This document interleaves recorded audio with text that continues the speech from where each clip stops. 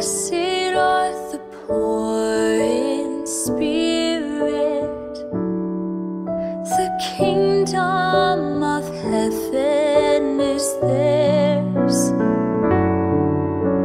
Blessed are the poor in spirit, the kingdom of heaven is theirs.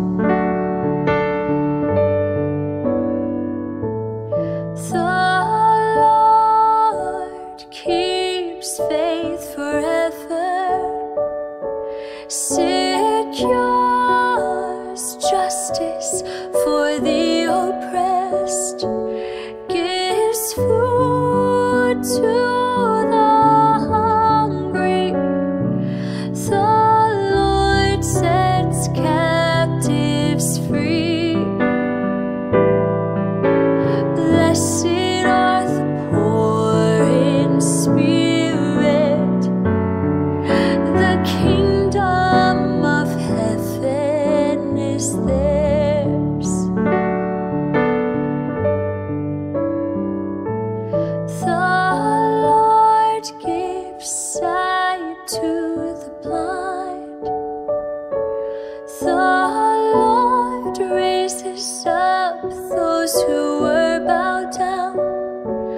The Lord loves the just. The Lord protects strangers.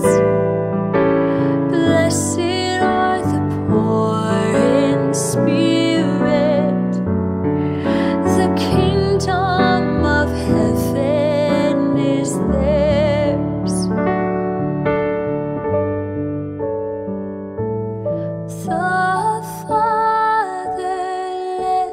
and the widow, the Lord sustains, but the way of the wicked he thwarts. The Lord shall reign forever, your God, O Zion, through all generations. Alleluia.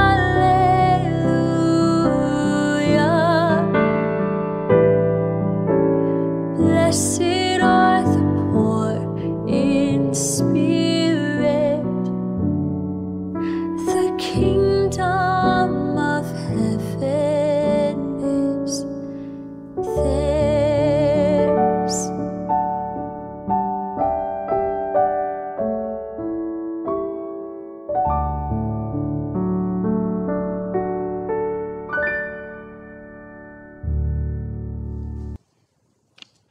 Blessed day po sa inyong lahat. Itatalakayin po natin yung series po ng Beatitudes. Before po, pray muna po tayo. Lord, salamat po sa oras na ito, Lord, na ipanagkaloob niyo. Salamat po sa opportunity. Salamat po sa pagtitiwala sa akin po, Lord Jesus Christ. Thank you for blessing me with your wisdom, knowledge, Lord. Lord, hindi ko kayang gawin ito. Nang wala kayo, hindi ko kaya gawin to, kundi dahil sa inyo, Lord.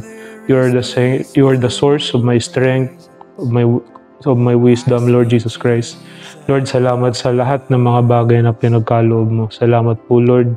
Lord, kung may makita kang hindi mo kanais-nais sa aking puso, sa isipan at sa aking mga kamay, hugasan niyo po ako ng inyong banal na dugo na umago sa krus ng Kalbaryo. Lord Jesus Christ, truly you are my Lord, my God, my King and my Savior. All glory only to you, Lord Jesus Christ. I praise you and I worship you. In Jesus Christ's name, we pray. Amen and amen. Sa una po natin sa Beatitudes. Matthew chapter 5 verse 3. Blessed are the poor in spirit, for theirs is the kingdom of heaven. Sa Tagalog, ang ganda ng translation nito sa Tagalog. Pinagpala ang mga taong walang inaasahan kundi ang Diyos. Amen. Ganda po pakinggan. Pinagpala ang mga taong walang inaasahan. Second, kundi ang Diyos. Pangatlo, sapagkat kabilang sila sa kaharian ng langit. Glory to God. Lord, salamat sa word. Ngayon, Bible study tayo, saglit, no? Na ibigay ko lang sa inyo ng, well, maraming tayong verse na tatalakayin, no? About sa humility, dependence to God, and trust, no? Glory to God. Basahin ko po para sa inyo, no? Ito muna, no? Sa Matthew chapter 5 verse 3, pinagpala, sinabi, napakalinaw, pinagpala ang mga taong walang inaasahan, kundi ang Diyos. Sa introduction pa lang, napakalinaw. For kung sino talaga yung mga pinagpala ng Diyos. Pansin natin, no, sa mga Beatitudes, maraming Beatitudes, pero yung pinakauna, yung pinaka-introduction is yung walang inaasahan kundi ang Diyos. Blessed are those who are poor in their spirit, for theirs is the kingdom of heaven, sa English. Ganda ng Tagalog kasi, hindi ko maano. Pinagpala ang mga taong walang inaasahan, kundi ang Diyos. Ang sarap paulit-ulitin, no? Kasi talagang aasahan mo lang at all situations, at all actions, aasahan mo lang si Lord, no? Small things, big things, you are seeking God first. Ang sarap basahin nito. And thank you po ulit sa opportunity na ma-share ang word. Thank you, Lord. Basahin ko po muna sa inyo. Inunin ko lang ng humility. Humility, yung pag-identify mo sa sarili mo na wala kang inaasahan, kundi ulitin natin, ang Diyos lang. Merong siyang pagkakambing sa word na meekness. Nakikita po yun sa ibang series ng Beatitudes na ang meekness is yung outward action ng humility. Humility is inside, meekness pa outside. Amen. Ngayon, humility to. James chapter 4 verse 10, humble yourselves before the Lord and He will lift you up. Sa Tagalog, magpakumbaba kayo sa harapan ng Panginoon at itataas niya kayo. Pagpapakumbaba pa lang. Yung bigay sa atin ni Lord, napakasarap and never mo aasahan. Magpapakumbaba ka, no? Sa harapan ng Panginoon, kasama natin lagi si Lord, tataas ka niya. He will lift you up, whether sa problems, na-overwhelm, halimbawa, tubig nandito. He will lift you up. Nalulunod ka sa river, dagat ng problema, pakumbaba ka, call on the Lord. He will lift you up. Any circumstances, may biglaan, seek God, magpapakumbaba lang, no? Mostly, makikita natin yung word ng pagpapakumbaba sa gulo, away, regardless kung mag-asawa, pinsan, kaibigan, kapatid, na yung unang pagpapakumbaba, yun yung word na tama, no? Yung pride. Amen. Pagpakumbaba kayo sa harapan ng Panginoon at itataas niya kayo. Actually, tatlo to eh. Humility, yung inano ko po, humility, dependence on God, and trust. Yung nagrema po sa akin na yung blessed are the poor in spirit, for theirs is the kingdom of God. Yung walang inaasahan, kundi ang Diyos lang. This is what I found. Then ito, sa 1 Peter chapter 5, verses 5 to 7. Ganda, glory to God. In the same way, NIV, in the same way, you who are younger, submit yourselves to your elders, all of you, clothe yourselves with humility. Again, with humility toward one another, because God opposes the proud. Tandaan natin, na ayaw ni Lord na mayabang. God opposes the proud, but shows favor to the humble. Humble yourselves, therefore, under God's mighty hand, that He may lift you up. Again, He will lift you up. Kapag may humility, no? That He may lift you up in due time. Cast all your anxiety on Him because He cares for you. Glory to God. Ang ganda ng message. Tagalogin ko. 1 Peter chapter 5, verse 5 to 7, at kayo namang mga kabataan, pasakop kayo sa matatandang pinuno ng iglesia, ng church. At kayo lahat ay magpakumbaba sapagkat sinasalungat ng Diyos ang mapagmataas. Ngunit pinagpapala niya ang mababang loob. Kaya nga, pasakop kayo sa kapangyarihan ng Diyos at dadakilain niya kayo pagdating ng takdang panahon. Glory to God. Pagtiwala ninyo sa Kanya ang inyong mga alalahanin sa buhay sapagkat siya ay nagmamalasakit sa inyo. Ang ganda ng message ni Lord sa 1 Peter. Yung pagpapakumbaba, it brings a lot. It brings a lot. There's favor, no? May favor sa humility, may obedience eh. Alam mo yung sabi natin yung time na sabi natin sa pagtatalo, yung ikaw ang nagpakumbabang loob. Tingnan natin maigi kanino yung side ni Lord doon sa nagpapakumbaba ang loob, no?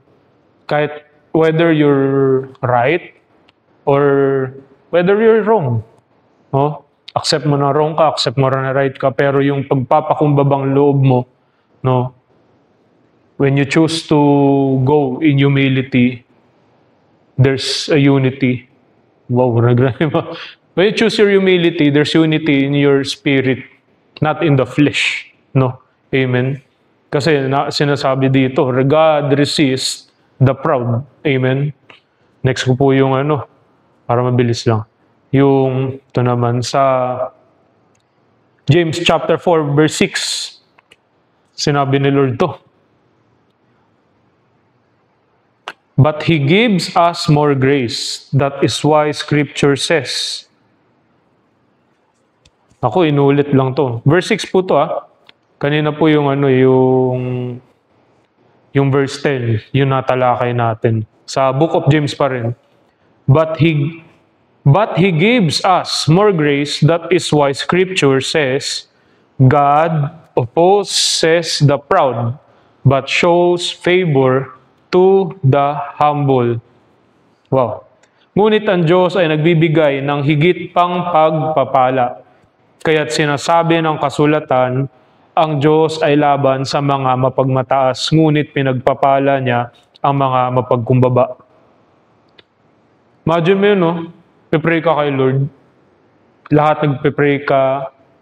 You entered fasting. You entered yung practicing ng pagbabasa ng meditating of the Word day and night. Pero inside ng sarili mo, may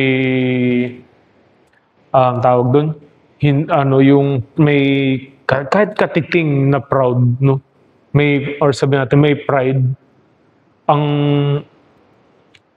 Para bang magpipray ka, parang may harang. Kasi ang linaw po, ang Diyos ay laban sa mga mapagmataas. Ngunit pinagpapala niya ang mga mapagkumbaba. Yung proudness sa puso natin, yung pride sa puso natin, it hinders, I believe, it hinders our prayers. It hinders what God bestows to us.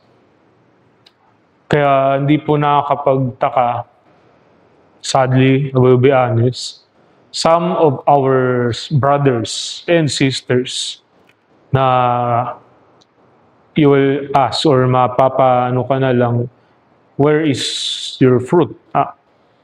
No? Saan yung bunga dahil may nangyayaring ganito, may nangyayaring ganyan.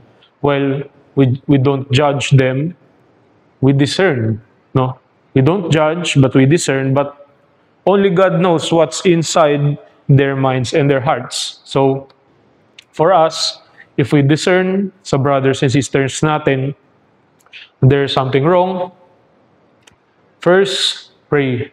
Pray to God, no? And ask God. Sabi sa book of James, chapter 1, verse 5, ask God for wisdom and He will not rebuke you. Ang ganda ng sinasabi ni Lord sa atin. Kung mangyari man yun, out of humility, mababang loob, magpapakumbaba, God will exalt you. No? Amen. And in that way, yung may brothers or sisters man na may pride sa puso, you will eventually help them to cleanse out their heart. No? So, alam mo, napakaganda talagang pinagpe-pray yung enemy, loving your enemy, especially sa loob ng church or lalo na sa labas ng church and lalo na sa pamilya. Amen. Kasi hindi mawawala sa pamilya. Amen. And ito, dependence to God. Dumedepende sa Diyos. Ulitin natin, pinagpala ang mga taong walang inaasahan, kundi ang Diyos. At sa kanila ang kaharian ng langit. Dependence to God. Dumedepende lang tayo kay Lord. Let me read Psalms chapter 73 verse 26. My flesh and my heart may fail, but God is the strength of my heart and my portion forever. Tagalogin ko po. Puso ko't kaluluwa kong nanghihina man, ang Diyos ang lakas kong tanging kailangan. The word says it, napakalinaw. Puso't ko't kaluluwa kung nanghihina man, ang Diyos ang lakas kong tanging kailangan. We're not just saying to God na, Lord, dumedepende ako sa iyo, but we are trampling or tinatapakan natin yung flesh natin na di ko kailangan to, di ko kailangan yung ganito. I only need God. Di ko kailangan yung ganitong, well, sabi natin, pera. Kung binibigyan ka man in a wrong way, the Lord is my shepherd, I lack nothing. Or lalo na, in times of emptiness. Di yung test ng faith, dependence to God, na maghirap man ako, or mawalan man ako, the Lord is my shepherd, I shall not want. God is the source of my strength. Amen. Dependence to God. Ngayon, dito sa Psalms na to, puso ko't kaluluwa, kung nanghihina man, no? Ganda, kung nanghihina man, or nasa times tayo ng panghihina, or ng kalakasan, ganda. Ang Diyos, ang lakas, kung tanging kailangan. Core strength mo, si Lord. Amen. Then, New Testament tayo. Sa John chapter 15, still ano pa rin to, dependence to God. Ngayon, one of my favorite, let me read, I am the vine. Si Lord Jesus Christ ang nagsasalita po dito. I am the vine, you are the branches. If you remain in me, and I in you, you will bear much fruit. Ito, kasunod. Apart from me, you can do nothing.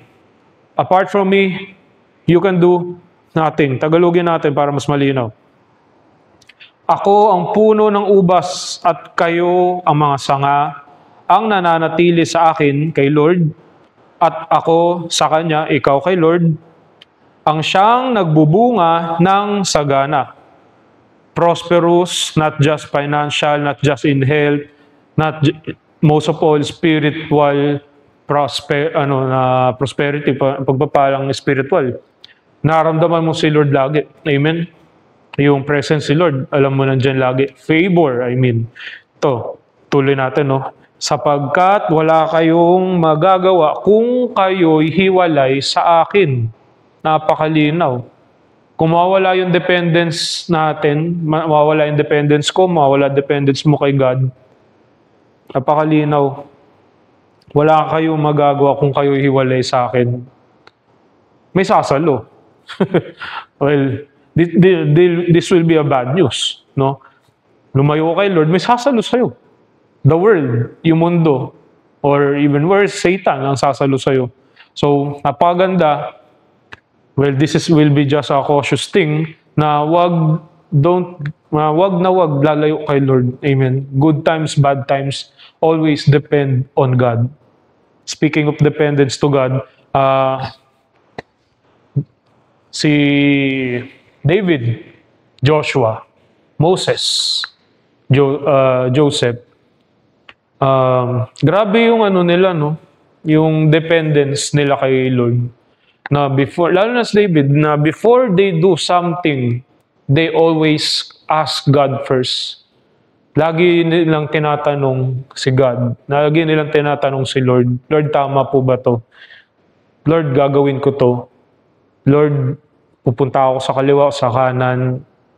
We read on the Bible, nabasa nyo rin po yan, na every decision, they always wait for the Lord's answer. Yung kay Joshua naman, kung summarize ko na lang napakaraming laban ni Joshua, di ba, throughout sa Old Testament, and totoong nangyari to. Yung meron pa nga, yung araw hindi lumubog sa gera. Meron sabihin natin 10 o napakaraming battles na sinalihan nila Joshua with the Israelites. Lahat yun panalo. Dahil nagtatanong sila kay Lord bago sumugod. May isa doon talo. Yung Battle of Ai. Bakit? Di sila sumangguni kay Lord. Nakita nila yung mga tao. Parang lang, mahihina, maliliit. Nakita nilang mahina, sakop nila. Di sila nagtanong kay Lord, Lord, dito po ba kami sakupin namin? Alam niyo, kahit napakalilit lang ng mga kalaban nila and kakaunti, talo sila. Makakita natin yung sa Book of Joshua, natalo sila, Battle of Ai.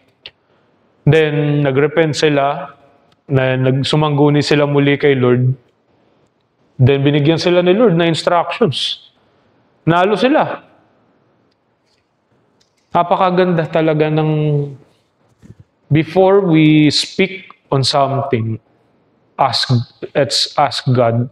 Kung babalikan natin yung pinagpala ang taong walang ibang inaasahan kundi ang Diyos sapagkat sa kanila ang kaharian ng langit. Pinagpala talaga ang tao. Tayo na nakilala kay Lord, we know God's capabilities is beyond different realities. Amen. God's capabilities is more than what can we ever think of. No? Let God, no? Kaya mo si Lord. Lang. There will be times na God will move for you and there will be times na utusan ka ni Lord. And in such a great opportunity.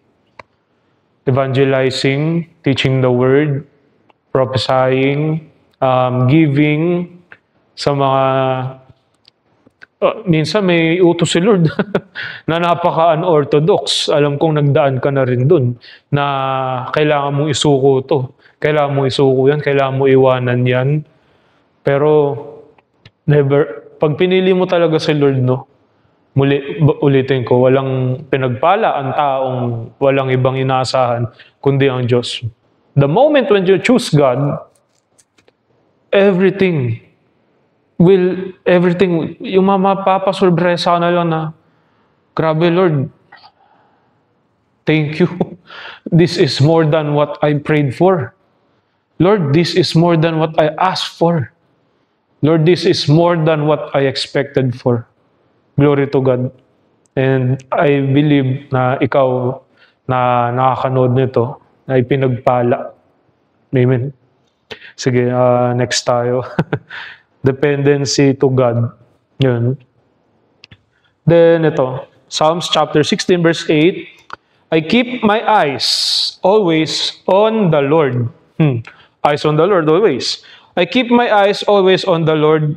With Him at my right hand, I will not be shaken. Ganda na assurance dito sa Book of Psalms, no? Basahin ko sa Tagalog. Teka, tama ba ito? Okay. Yung times na naalala ko, yung ito, I will keep my eyes on the Lord. With Him at my right hand, I will not be shaken. Imagine that, no? Naalala ko si Jesus Christ, tsaka si Peter with this word. Na si Peter, nung naglalakad siya sa tubig, he has faith. No? And most of all, nakatungtong siya dun sa tubig because of his faith and nakadepende siya kay Lord. Tapos tinanong niya kay Lord. Dami ang tanong kay Lord. Lord, kung ikaw ba yan, tawagin mo ako, papuntay mo ko dyan. Kung ano. Jesus Christ only replied na, come. He was dependent to Jesus Christ. But we know na lumubog siya nung nakita niya yung waves. But God is faithful to save him. Tagalog, alam kong kasama ko siya sa tuwina, hindi ako matitinag pagkat kapiling siya. Amen. Amen. Amen.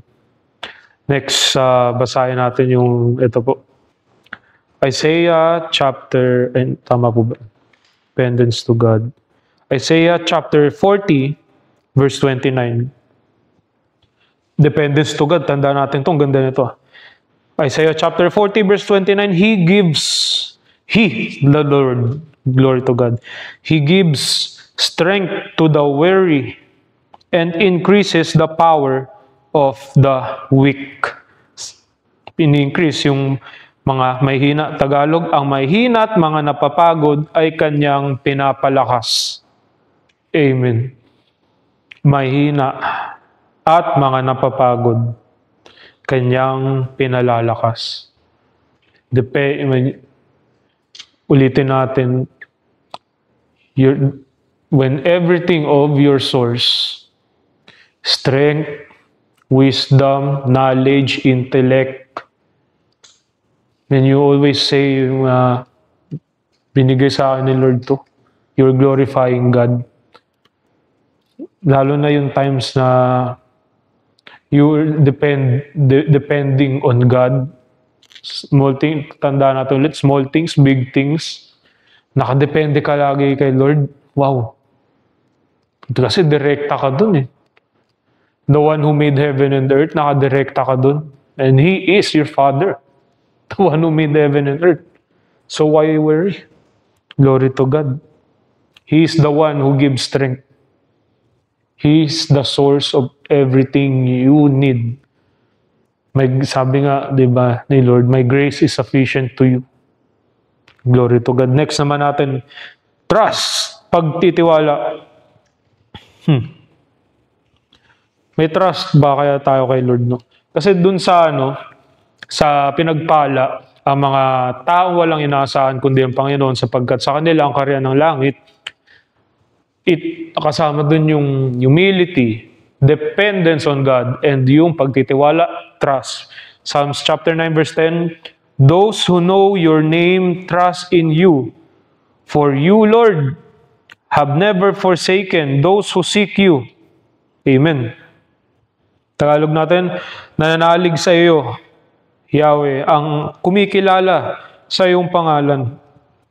Dahil wala pang lumapit sa iyo na iyong tinanggihan. Nakakatawa. Yung ni Lord, yung promise talagang He honors it. And walang tinalikuran si Lord. No? Ang sarap basahin na.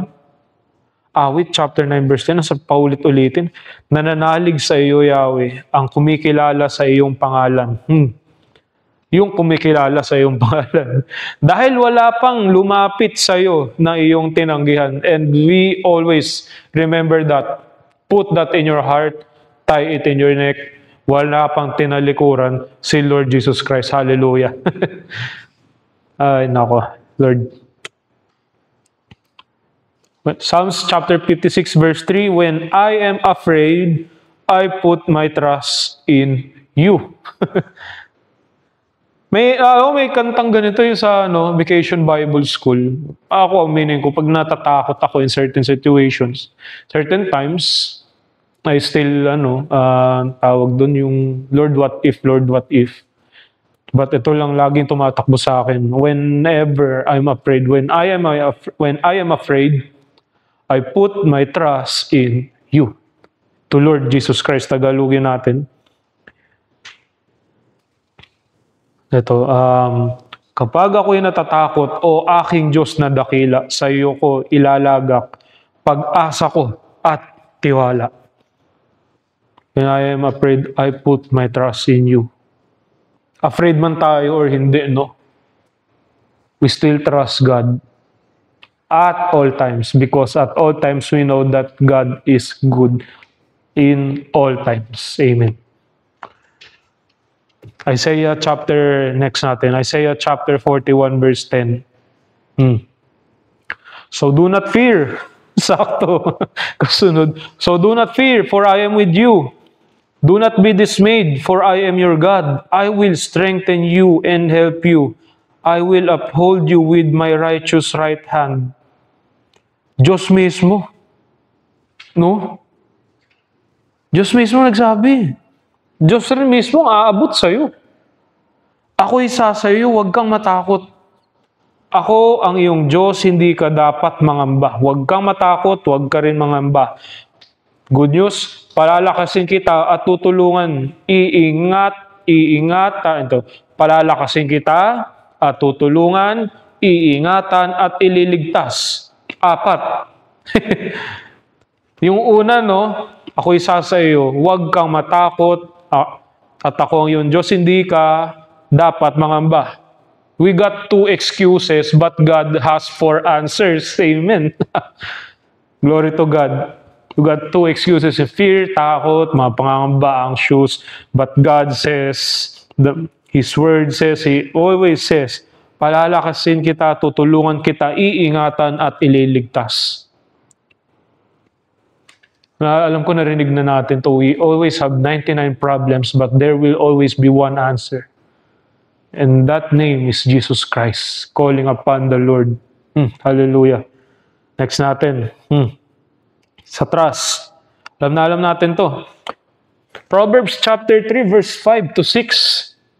Trust the Lord with all your heart, and lean not on your own understanding. In all your ways submit to Him, and He will make your paths straight. Hallelujah. Alam natin to. Next na natin okay, sige. Trust the Lord with all your heart. Yung ibigay ko yung Tagalog. Kayawi ka magtiwala buong puso at lubusan, at huwag kang mananangan sa sariling karunungan. Sa lahat ng iyong gawain, siya nga'y alalahanin upang ika'y patnubayan sa iyong mga tatahakin. God will always be there for you. Trust Him at all times. This will be a good question. No? Do you trust God or do you trust God? So when you trust God, you depend on God. When you trust God, you are depending on your own strength, on your own knowledge, on your own wisdom. Sabi dito, trust the Lord with all your heart. Because when you lean on your own understanding, you are trusting God. Parang binabasura mo na lang na, I will be striking to this. Parang binabasura mo na lang si Lord. Binabasura mo na lang yung capabilities na beyond realities ni Lord. No? Let us, I'm inviting you na let us, na wag tayong maglin sa sarili nating understanding, sa sarili nating karunungan, but let us always lean unto God's. Amen. Trust the Lord with all our heart. Amen. Next natin, favor. Ganda. Ganda. Glory to God. Proverbs chapter 3, verse 3 to 4. Kasunod lang nung 5 to 6. Amen. Favor. Ito, favor. Let love and faithfulness never leave you. Bind them around your neck. Write them on the tablet of your heart. Then you will win favor and a good name in the sight of God and man. Tagalog. Pakalinaw, no? Tagalogin natin. Pananalig at katapatay, huwag mong tatalikuran. Ikuwintas sa iyong leeg at itanim sa isipan. Sa gayon, malulugod sa iyo ang Diyos at kikilalanin ka ng mga tao. I know you know the word favor. Let me give you a testimony.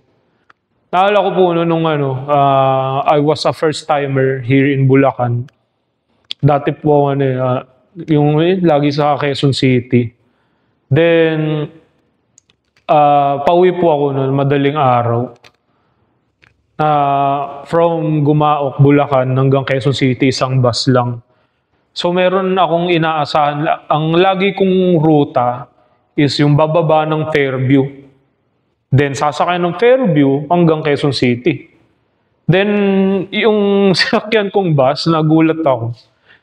Na imbis na, totoo nangyari to, na yung inaasahan kong dadaan siya mag-i-stop ng Fairview na parang pa-left ba yun, biglang nag-right. So pumasok sa isip ko, Lord, saan ako dadali ng bus na to? 5 na lang kaming nasa bus. And it was dark. Ang dilim nung ganun, madaling araw. I just asked God na, Lord, kung may gagawin man sila, Lord, please protect me. I'll still want to serve you. That time, kala ko kung ano yung mangyayari. They were racing. Kung ano na naiisip ko na yung yung spiritual warfare. Kung may mangyari mga doon, hold upan or Lord, I know you will protect me and deliver me. Yun pala. And nagdire-diretso yung bus. Gulat na ako. Doon na sa Kamuning, sa Cubao, ang lapit na sa amin. Doon ko na-learn na meron palang sakayan na mula Cubao, diretso hanggang Bulacan. Na hindi ko na kailangan magpasalin-salin ng 2 to 3 times ng bus and jeep. Doon ko lang nalaman na meron palang one way. Glory to God. One way from Quezon City papuntang Bulacan. Akala ko danger, yung pala blessing.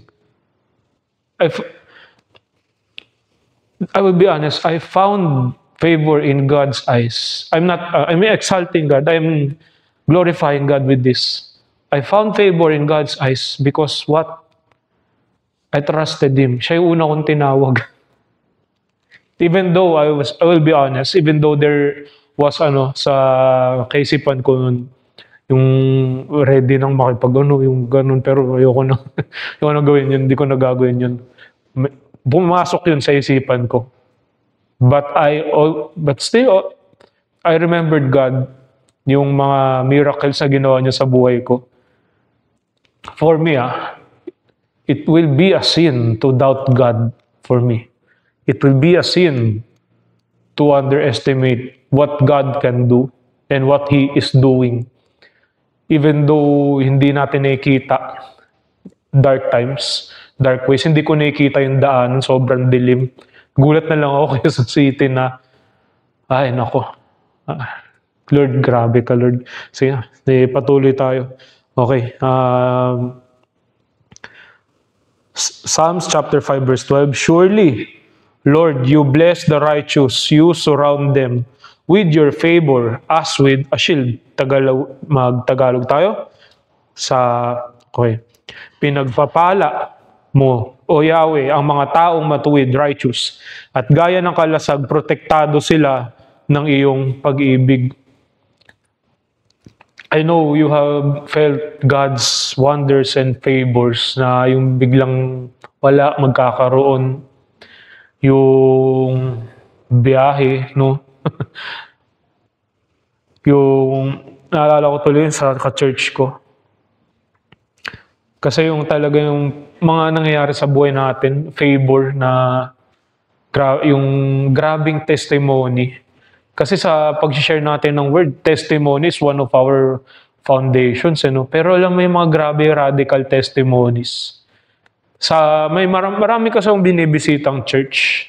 Sa sa CSB. Kay Pastor Hiram na dun, yung ka-church ko dun nakalimutan ko yung name.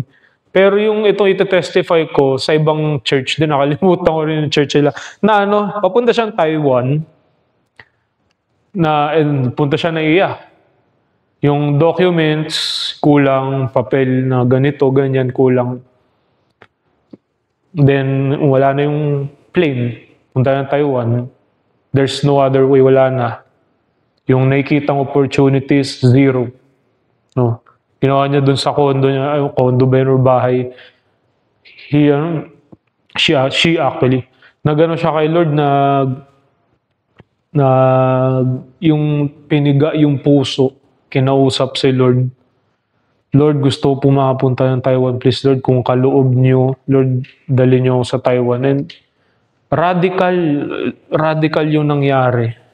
Please, sana kumalat to. Radical yung nangyari. Radical favor. Ang hirap paniwalaan pero nangyari. Alam niyo, before I tell this, when you call on the name of the Lord Jesus Christ, something will happen. And I do promise that the word of the Lord never nag-fail. God never fails. Ayun, tuloy ko na. So nag-open na gano'n siya, wala ng papel, kulang yung papel, I mean. Then nag-iyak siya dun sa kwarto niya, kinakausap niya si Lord. Then pupunta siya ng CR, totoo nangyari to. Punta siya ng CR, pag open niya ng CR, alam mo yung laman ng CR, yung bansang Taiwan. Then yung yung sa loob ng maleta niya, kumpleto na yung papel. Ang gagawin na lang niya, magtupi ng damit. Wow. I'm not lying about this. I'm testifying about other people's testimony. It was hard to believe, but it happened. Tinawag lang si Lord. Maybe ilang oras siya nag-iyak doon. Maybe ilang oras siya kinausap niya si Lord. Ewan ko, ilang minuto or oras. Imagine that. Pagbukas mo ng pinto, Taiwan. Sa Pilipinas ka, pagbukas mo ng pinto, may ganun. Wow. That's more than a favor. That's a miracle. That's a testimony to glorify God and how God loves us and kung gaano katotoo si Lord. Amen. And Isaiah chapter 58 verse 11, the Lord mismo, the Lord will guide you always. He will satisfy your needs in a sun-scorched land. He will strengthen your frame. You will be like well-watered garden, like a spring whose waters never fail. Sa kalagitnaan ng disyerto, sa kalagitnaan ng katuyuan, Tagalogin natin. Patuloy kayong papatnubayan ni Yahweh at ibibigay ang pangailangan sa gitna ng disyerto. Palalakasin niya muli ang inyong mga buto at magiging tulad kayo ng isang hardin na binubukalan ng masasaganang tubig o isang batis na hindi natutuyo. Amen. Glory to God. Gitna ng disyerto, no? Ngunit si Lord. Alam niyo yung sa word na to, patuloy kayong papatnubayan ni Yahweh at ibibigay ang pangailangan sa gitna ng disyerto. Palalakasin niya muli ang inyong mga buto at magiging tulad kayo ng isang hardin na binubukalan ng masaganang tubig o isang batis na hindi natutuyo. Kung i-concentrate mo to sa isang verse lang itong particular na verse na to, parang nabanggit na na yung well, yung kuhaan ng tubig. Pero clearly it states, kay Lord mismo manggagaling kung ano yung pangailangan mo. Dahil doon palalakasin niya muli ang inyong mga buto at magiging tulad kayo ng isang hardin. namulaklak ka pa. Na binubuka lang na masaganang tubig. Clearly, when you found favor in God's eyes, ang kakaiba talaga yung nangyayari. Ang dami kong testimony, baka kulangin tayo ng ilang oras dito. Naalala ko po yung yung time ko sa sa wilderness. I did found favor. I know. Na ito pala, when you want favor in God's eyes, you have to remain obedient. You have to examine always your heart kung ano or sino ba yung laman ng puso mo. Kung si Lord ba o ibang bagay ba. I want to testify on this dati po kasi mahilig po ako maglakad. Yung nasa way back in Quezon City. Mahilig ako maglakad ng madaling araw. I was walking that roughly 12 or 15 kilometers. Dahil po sa kakalakad ko, kasugat-sugat yung paa ko. Then, nung pag-uwi ko dun sa bahay nung kaibigan ko, bumaha sa loob ng bahay. Pero sa labas hindi, dahil may barado sa kitchen nila. Taas yung tubig, nasa malapit na sa tuhod. Ngayon, yung nakababad yung paa ko sa tubig na yun. Nagtataka kami nung housemate ko, ba't ang baho? Then, tinukto ko nung map, may nakita ako. Ang daming daga. Ganito kalalaki. Busog na busog yung mga daga. So, doon ko lang na-realize yung paa ko, nakababad na sa leptospirosis. Napatingin na lang sa akin yung housemate ko, si Miko. Na then parang sinabi niya sa akin, nice to meet you, pre. Kasi parang alam niyang mamatay na ako. Then I said to God, na Lord, kung kukunin niyo na ako, Lord, ikaw mismo ang sumundo sa akin. And Lord, kung poprotektahan niyo ako, Lord, laban dito sa leptospirosis. This will be a great testimony, Lord, na pinrotektahan niyo ako, Lord. I will always remember about this. I will tell this to a lot of people. Hinintay ko, actually naghintay ako ng ilang days, ng ilang weeks. Wala akong naramdaman. Hinintay kong magkaubo ako, hinintay kong magkalagnat ako, hinintay kong sumakit yung hita ko, likod ko, or what. Walang nangyari. Sabi ko, Lord, wow. Grabe to, Lord. Ay nako. Those days, yung mga araw na yun, there's a lot of miracles happening when you always seek God first. And pag si Lord lagi yung una mong resort, hindi yung pangalawa or pangatlo. Pag una lagi si Lord. Amen. Ito. Next ko naman sa Ephesians chapter 2, verse 8 to 9. For it is by grace you have been saved through faith. And this is not from yourselves. It is the gift of God, not by works, so that no one can boast. I will summarize this. Every good things happened not by my works, not by my own hands, but by the gift of God. Amen. I believe it's not just me, but also you. You found favor in God's eyes. Your brothers and sisters in faith found favor in God's eyes, in Jesus Christ's eyes. Not by our hands, not by our intellect, but in God's favor. Amen. Asarap. For it is by grace, no? Actually, napakagandang verse nito. For it is by grace na save tayo sa grace ni Lord. Through faith dahil naniwala tayo that He is God. Jesus Christ is real.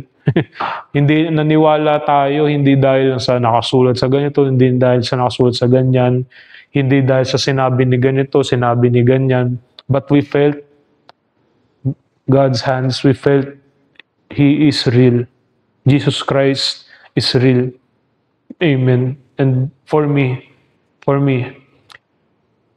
I can never deny Jesus Christ because the very fabric of reality that God is real, na lahat makikita mong bagay, kahit yung puno yan, gawa yan ni Lord. It will not exist kundi dahil kay Lord. And one of the fabric of realities that God exists, Jesus Christ exists, is yung binago niya ako. Walang taong nagbago sa akin, walang pastor na sa akin, punta church, walang wala. Actually, I will be sentenced for 7 years or 10 years ng rehabilitation. Kasi grabe na yung nangyayari sa akin noon that time eh.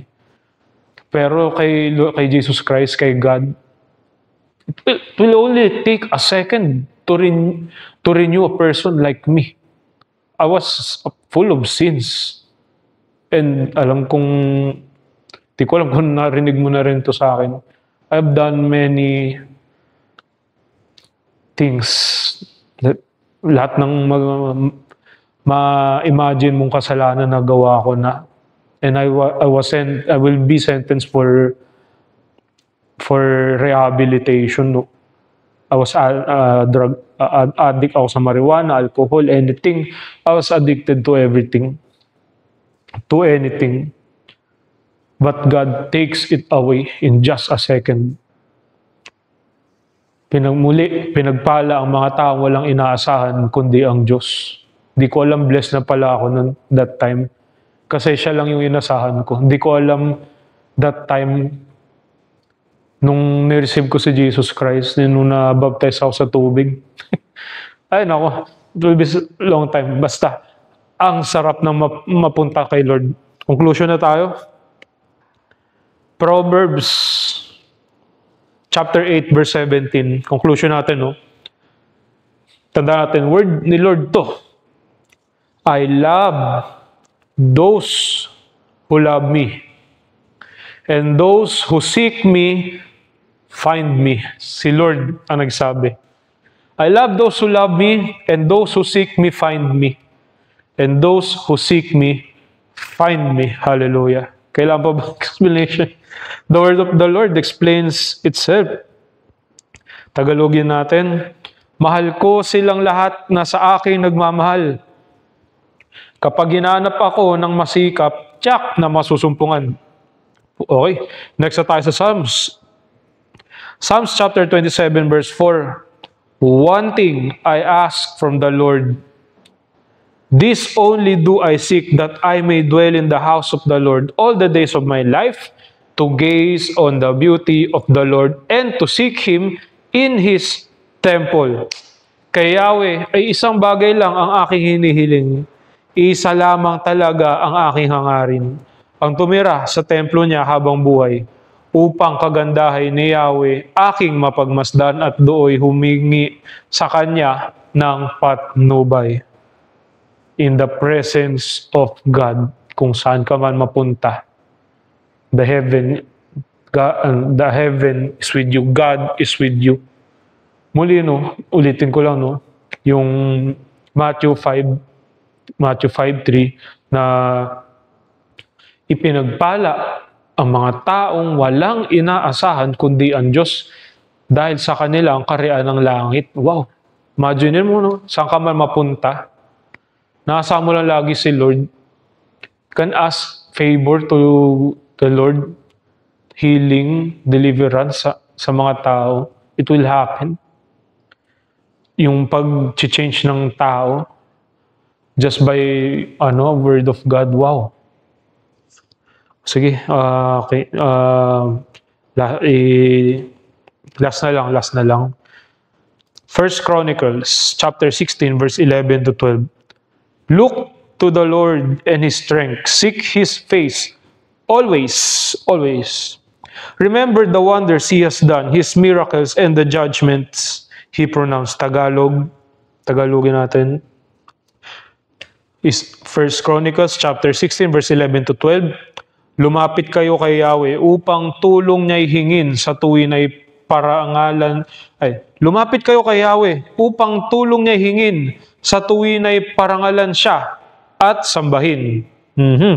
Inyong alalahanin ang mga kamangha-mangha niyang gawa, ang matuwid na paghatol at gawang kahanga-hanga. Lagi favorite ko to sabihin eh. Pag tuwing magkakaproblema ka, no? Deep problems, bad problem, and deep problems and worse problems. Yung may problema ka na may problema ka pa. No, yung may problema ka na, may problema pa mas malaki. Tandaan natin lagi, no?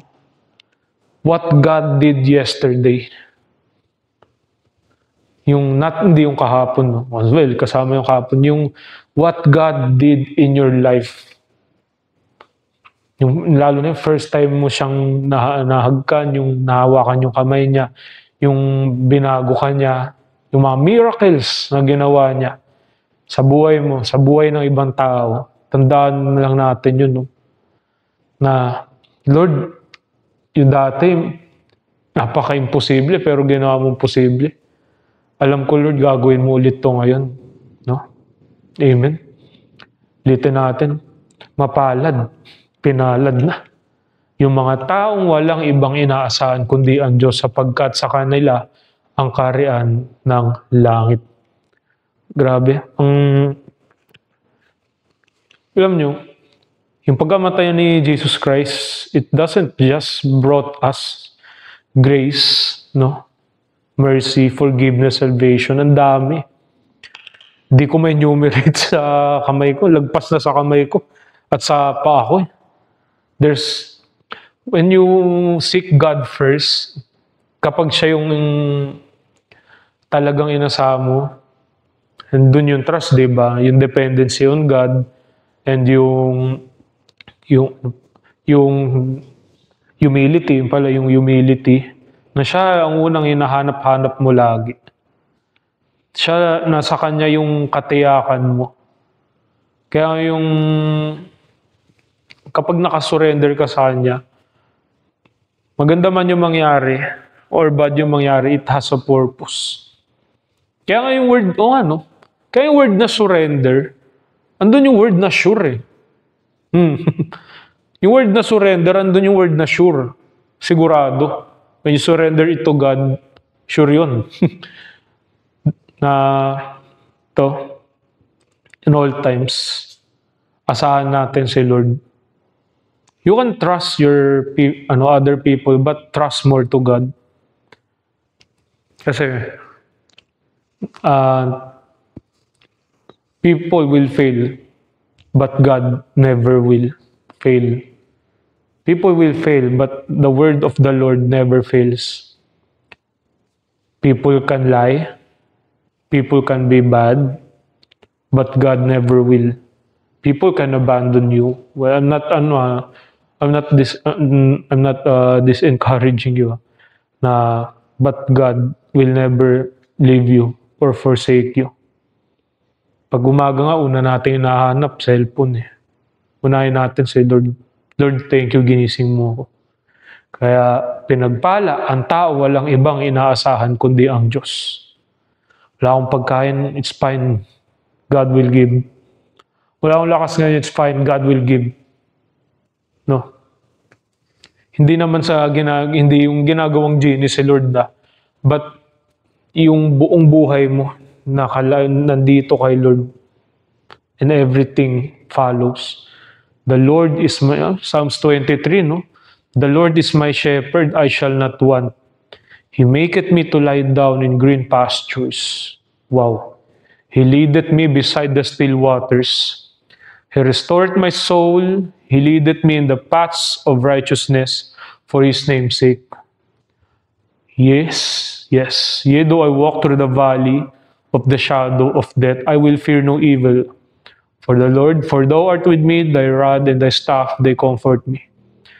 Thou preparest a table before me in the presence of mine enemies. And imagine when thou anointest my head with oil, my cup runneth over. Surely, goodness and mercy shall follow me all the days of my life, and I will dwell in the house of the Lord forever. So, let's make sure daily, more than every second, doon tayo kay Lord and siya ang una. God bless. Lord, salamat po Lord sa word na ito, Lord. Thank you for trusting me, Lord. Lord, help me to trust you more, Lord Jesus Christ. Lord, bless niyo po itong kasama ko itong kapatid ko po sa pananampalataya. Thank you for blessing him. Thank you for blessing her sa needs nila, sa health nila, kung ano man yung pangailangan nila, Lord. And most of all, Lord, show them, Lord, your favor. I pray for your favor, Lord Jesus Christ. Thank you so much, Lord Jesus Christ. Hindi lamang eternal life ang nakuha namin, Lord, kundi napakarami pa. You tell us that we are more than conquerors. Your word is true, Lord Jesus Christ. In Jesus Christ's name we pray. Lord, salamat hindi ka nagbago. You are the same Jesus Christ, yesterday, today, and forever. In Jesus Christ's name we pray. Glory to God. Amen and amen. Bye-bye. There is hope and there is freedom. I speak Jesus. 'Cause your name is power. Your name is healing. Your name is life. Break every